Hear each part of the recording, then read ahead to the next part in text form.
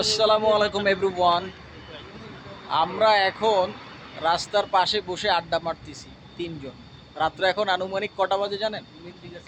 Maximum রাত্র 3টা বাজে। আমরা এখনও রাস্তায় বসে বসে আড্ডা মারতেছি। দিস ইজ সৌদি আরবিয়া, কিছু করার নেই।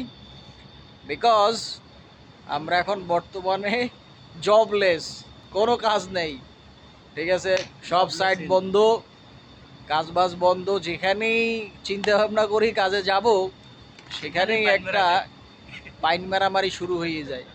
মানে বাঙালি যেখানে আছে ওখানেই পাইন মারামারি শুরু হবে, এটাই স্বাভাবিক। কেউ কারো ভালো চায় না। বিদেশের বাড়িতে বাঙালি বাঙালি বলতেই আসলে সব পাইন মারামারি দিয়ে চলাফেরা করে, বুঝছেন? কিছু করার নেই।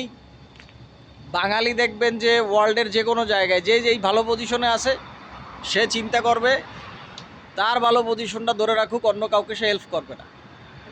বাঙালি বলতে নিকৃষ্ট পরিচয় তারা দিচ্ছে, এটা স্বাভাবিক, ঠিক আছে?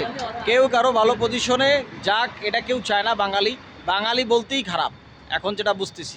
আসলে আমি নিজেকে নিজে এখন বাঙালি বলতে, নিজের পরিচয় দিতেই ঘৃণা করতেছি। কিসের জন্য? বাঙালি চায় না কেউ কারো ভালো হোক, ঠিক আছে?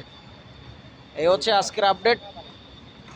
Hello everyone, in Riyadh, Saudi Arabia. Welcome, not welcome, because Saudi right now too much crisis. Okay, so সবাইকেই বলি ডোন্ট কাম। সৌদি আরবের পরিস্থিতি খুব খারাপ, বিশেষ করে বাঙালি খারাপ করে ফেলছে।